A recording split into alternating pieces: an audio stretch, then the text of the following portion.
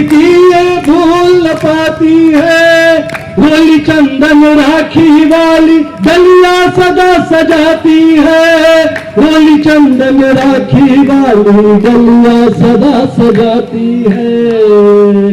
जिसके थे अरमान हजारों छोटी बहन को जाने की, जिसके थे अरमान हजारों छोटी बहन को जाने की, उस बेटे को जल्दी थी सरहद पर जान पाने की, उस बेटे को जल्दी थी सरहद पर जान। अंतिम बंश वक्तव्य इस गीत का, और मुझे वैसे विदा दीजिएगा जैसे आप अपने शहर को विदा देते हो, तब कहता हूँ। बहुत अच्छा सुना रहे। देश की माटी का मस्त, एक शहीद एक दिन में नहीं बनता, शहीद इन मेकिंग। बचपन से शहीद बनने की तैयारी करता है, तब वो हंसते हंसते जान पर खेल पाता है। उसकी माँ को उसका वो बचपन याद आता, तब माँ कहती है, देश की माटी का मस्तक पर तिलक लगाया करता था, देश की माटी का मस्तक पर तिलक लगाया करता था, देश पे मर मिटने के हरदम किससे गाया करता था, देश पे मर मिटने के हरदम किससे गाया करता था, कहता था हंसकर हरदम की और तिरंगा आऊंगा, कहता था हंसकर हरदम की और तिरंगा आऊंगा, मरने से पहले लेकिन दुश्मन को धूल चटाऊंगा, मरने से पहले लेकिन दुश्मन को धूल चटाऊंगा, और जिससे थी उम्मीद बुढ़ापे की लाठी बन जाने की, जिससे थी उम्मीद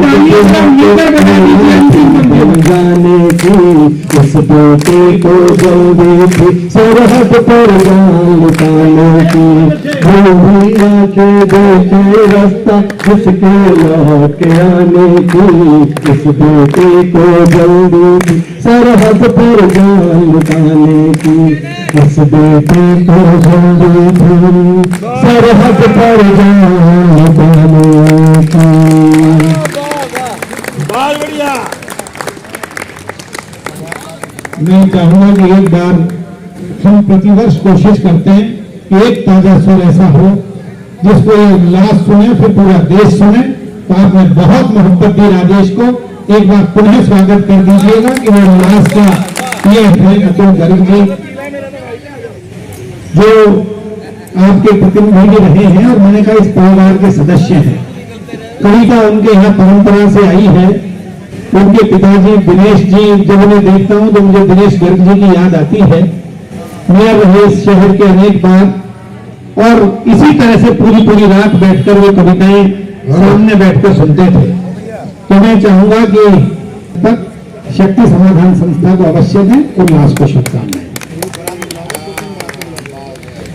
और माननीय हरिवंश राय, ये हमारे हरिवंश पवार जी, और आपने मैं गया था प्रवीण शुक्ला जी, तो मैं ये कह रहा था कि ये लखनऊ की धरती इतनी उपजाऊ है साहित्य से कि वहां पर सुमन जी हुए, वागीश दिनकर हुए, और उनका भी नाम चल रहा, थोड़ा बहुत कुमार विश्वास जी का भी आजकल उनका भी नाम सुनने में आता है कभी कभी, ठीक है। और आप तो खैर महान आदमी हुई और हाँ, और राजनीतिक दृष्टि से भी वहां से Rajendra Agrawal member of parliament हुए, वहां से निकल और वहां से निकल के किसी ने तरक्की हुई। ये बिल्कुल ठीक है। तो कल मैं था वहां पर कि वहां पर कुछ धरती का कुछ बहुत बड़ा मामला है, तो मुझसे कहा गया है कि मैं शुभकामनाएं दूं, जबकि कहना यह चाहिए था कि मैं शुभकामनाएं आशीर्वाद लूं। तो ये गलतियां कभी कभी सरस्वती पुत्रों से भी होती है। अब यार ये शुभकामनाएं इस मौसम में भी तुम मुझसे दोगे, मुझे कुछ नहीं दोगे आज भी, कोई बात नहीं, झेल लेंगे गुरु। बहुत बहुत धन्यवाद, बहुत बहुत आप लोगों की कृपा, मोदी जी पे आशीर्वाद बनाए रखना, मेरी चिंता मत करना।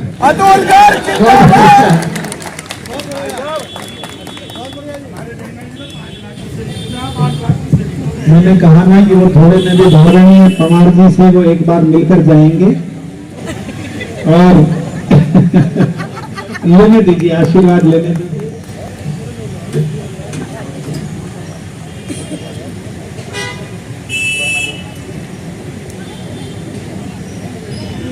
जो ग्वालियर से हमारे मध्य आते हैं, व्यंग के बड़े रचनाकार हैं।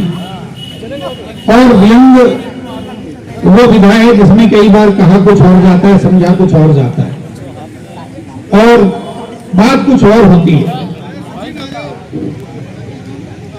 मैं मन से भी चाहूंगा कि बातचीत ना करें, सब इतने विपरीत है कि मेरे कानों पर आनी शुरू हो जाती है। मोबाइल का प्रयोग ना करें, बातचीत ना करें, थोड़ी सी हमारे लिए संगीत की कानों तक एकदम आता है कि पीछे कुछ हो। मैं आमंत्रित करना चाहता हूं भाई तेज नारायण शर्मा बेचैन को। मैंने बताया कि जब जब देश में विसंगतियां पैदा हुई तो उनको संगत तरीके से प्रस्तुत करने वाला एक ऐसा युवा, अरे नमस्कार, आइए गाड़ी के साथ, तेज नारायण बेचैन जी के रूप में यहाँ उपस्थित है। तेज भाई पूरे देश में जाने जाते हैं, पहचाने जाते हैं। अभी पिछले वर्ष वो अमेरिका के 22 शहरों में कविता का आलोक फैलाकर आए हैं। बहुत लंबे अंतराल के बाद उल्लास में हैं।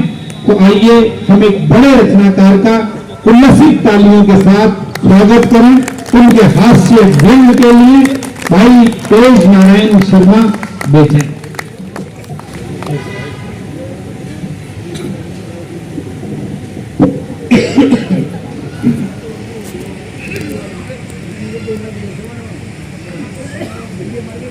आचार संहिता के इस दौर में हम कवियों की लाचार संहिता आपको प्रणाम करती है।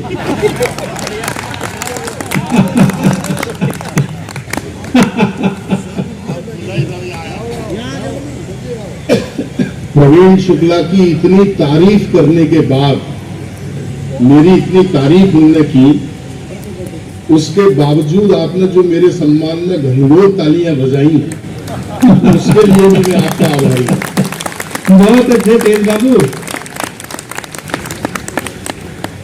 जब मैं ग्वालियर में रहता था और भारतीय राजनीति पर दृष्टि डालता था तो एक ही बात समझ में आती थी कि ये पप्पू को देश कैसे सौंप दे। यहां आके पता चला कि पप्पू भी पहलवान है। भाई बहुत अच्छे।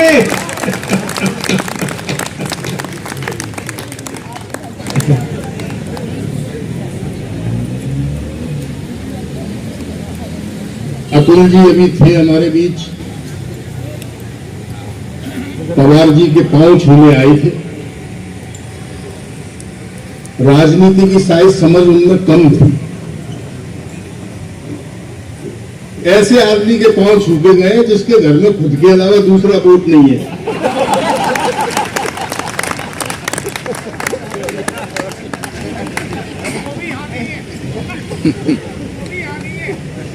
कोई बात नहीं है, आप बीच में ऐसे ही बोलते हो। पहले मैं आपको विश्वास दिला दूं, मैं अच्छा कवि हूं। तालियां बजाते रहोगे तो यहां तक रहूंगा, वरना मेरा स्थान मेरा इंतजार करना है। शुरू में जिस तरह से सूंघड़ेपन से आप सुन रहे थे तो मुझे तो ऐसा लग रहा था कि यहां से चलूं और रामायण गीता लेके तैयार चला जाऊं।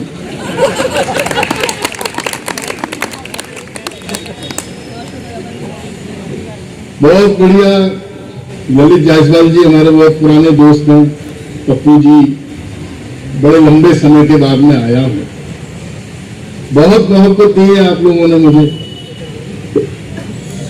इतने साल बाद आया हूं तो ये भी चेक करने आया हूं कि मोहब्बत देना आप भूल तो नहीं गए। आनंद लीजिए व्यंग की। बहुत छोटा सा विद्यार्थी हूं मैं व्यंग का। पहले 4 पंक्तियां मेरा पढ़ने का मन है। आप सबका आह्वान करता हूं और भाई साहब को समर्पित करता हूं 4 पंक्तियां, बल्कि पूरे मंच को समर्पित करता हूं। ये मेरे छोटे भाई हैं, बहुत तारीफ करते हैं मेरे विषय में कि ये है ये वो है। मैं अगर हूं तो केवल 4 पंक्तियों का रचनाकार हूं जो आपको सुनाने जा रहा हूं, और उसके बाद तो कवि सम्मेलन का तमाशा है जो मैं करूंगा। 4 पंक्तियां सुन लेना, बैठा सुनना। युवती तेर लिए बैठी है, युवती तेर लिए बैठी है, मन के फेर लिए बैठी है, रघुनंदन अब तो आ जाओ, शबरी वेर लिए बैठी है।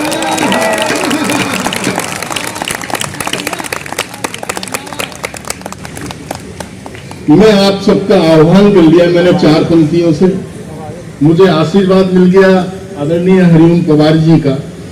वे इस समय हमारे हिंदुस्तान की इस बातचीत परंपरा के मंच की सबसे बड़ी जवाबदेही है।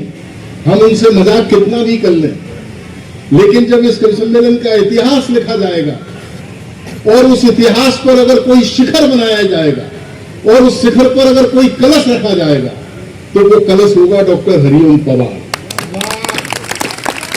उनके सानिध्य में खड़े होना, बैठना, पढ़ना, आने वाली पीढ़ियां हमें इस रूप में पहचानेंगी कि ये तेज नारायण शर्मा वो है जो डॉक्टर हरिओम पवार के सानिध्य में बैठने की पात्रता रखते थे। वाह वाह वाह। मैंने कहा मैं व्यंग का विद्यार्थी हूं, व्यंग के लिए कहीं नहीं जाना पड़ता, दृष्टि खुली रखिए, व्यंग हमारे आसपास बिखरा हुआ है। मुझे तो याद है एक शॉपिंग मॉल में से पति पत्नी दोनों बाहर निकल रहे थे, अचानक पत्नी को देखकर एक व्यक्ति बोला, हे मल्लिकाए हुस्न, अंधे भिखारी को 5 रुपए दे दे। लुगाई ने जिंदगी में पहली बार हुस्न की तारीफ सुनी, तुरंत पर्स खोला और जैसे ही वो 5 का नोट निकालने को हुई तभी उसके समझदार पति ने उसे डांटा, बोले इसे 5 नहीं पूरे 500 रुपए दे, क्योंकि ये वास्तव में अंधा है।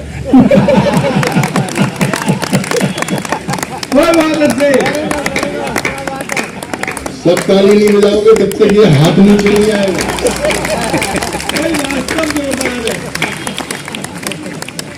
आनंद से रहिए, आप खुल के रहिए, अच्छी बात पे तालियां बजाते रहिएगा। समझ में आया है आपको ये व्यंग का लहजा?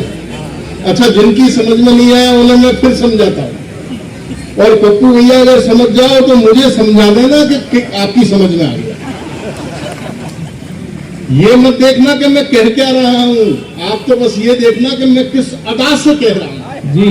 बस उस अदा पर आपकी मोहब्बत चाहता हूं मैं। शालीमार गार्डन के लोगों, 2 विधवाएं आपस में बातचीत कर रही थी, 2 विधवाएं आपस में बातचीत कर रही थी। एक विधवा ने दूसरी विधवा से कहा, मुझे तो इन सुहागिनों को देखकर तरस आता है, इन सुहागिनों से अच्छी तो हम विधवाएं हैं, कम से कम हमें पता तो है कि हमारे पति कहां हैं।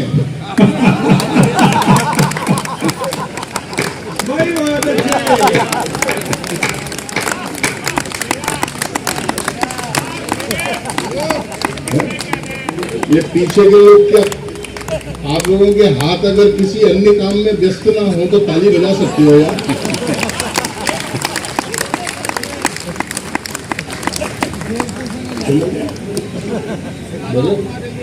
सबकी समझ में आ रहा है?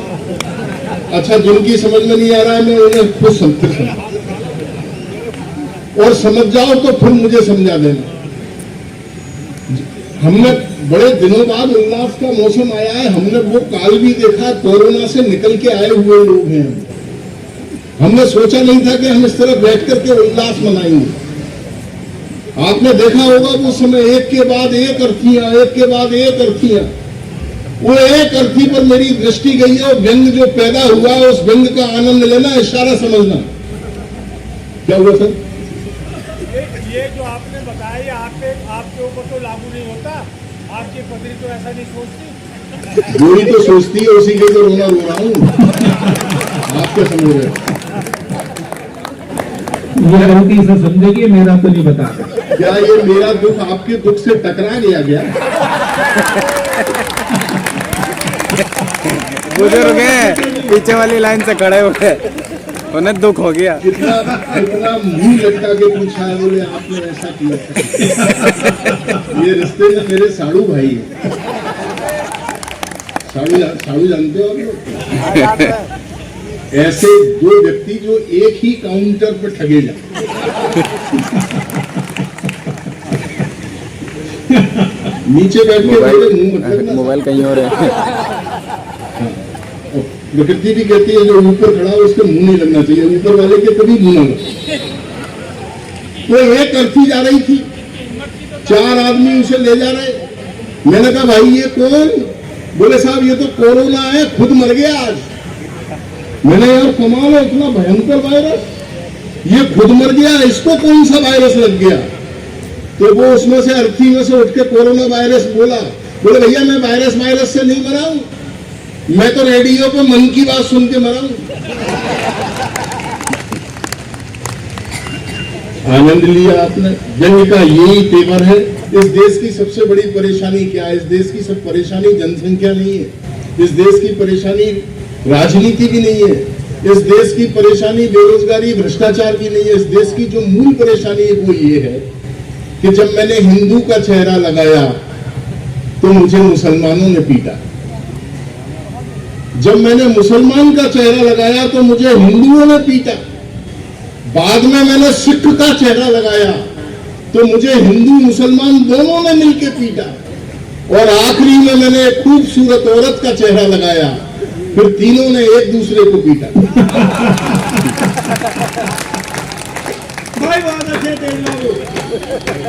ये आनंद है, ये जंग का मजा है।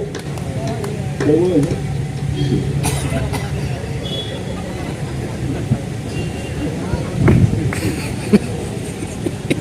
कुछ गणेश कहना का उंगली दिखा कर गए। शुक्र है कि वो बड़े हैं, उन्होंने तर्जनी नहीं दिखाई।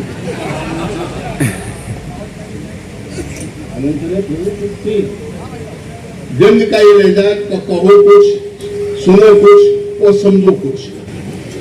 एक एक जंग का आनंद लेना। शालीमार के लोगों, ये इतना सारा मैंने खेल किया आप लोगों को जमाने के लिए, एक एक जंग का आनंद लेना।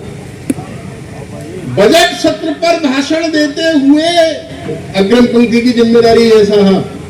ये धरती पर बैठे हुए लोग हैं, हिंदी कविता का सौभाग्य के इतने जीनियस लोग नीचे बैठ करके सुन रहे हैं, इससे बड़ा सौभाग्य हिंदी कविता का क्या होगा।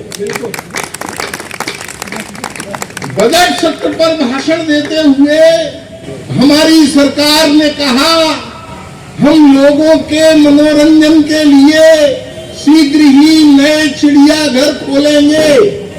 मैंने कहा ये फिजूल खर्ची क्यों, जबकि आप लोग हो।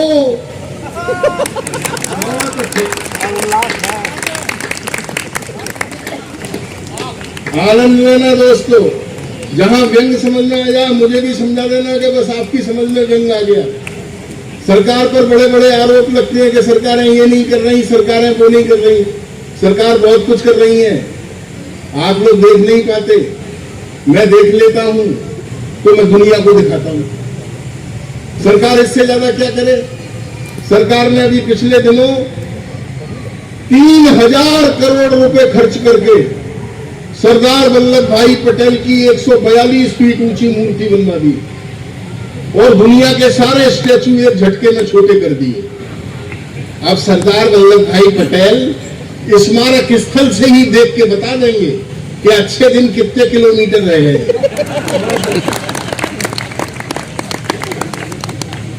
और दोस्तों ये जुमले में वो सुना रहा हूं जो पूरी दुनिया में मेरे नाम से बदनाम हुए। महिलाएं बैठी हैं, एक जुमला आपकी अदालत में रखता हूं, कहने का सलीका देखना। टेलीविजन वालों, अगर सीरियल सालों साल घसीटना था तो इसका नाम दिया और बाती की बजाय अखंड ज्योति रख लेते। व्यंग हमारे आसपास बिखरा हुआ है। वादा वे लोग कर रहे हैं, सुनना मत। सूर्योदय लाने का वादा वे लोग कर रहे हैं जिनके खुद के चुनाव चिन्ह लालटेन हैं। बहुत अच्छे। लेकिन चिंता मत करिए, इतनी सारी विसंगतियों के बावजूद ये देश कल भी जिंदाबाद था, ये देश आज भी जिंदाबाद।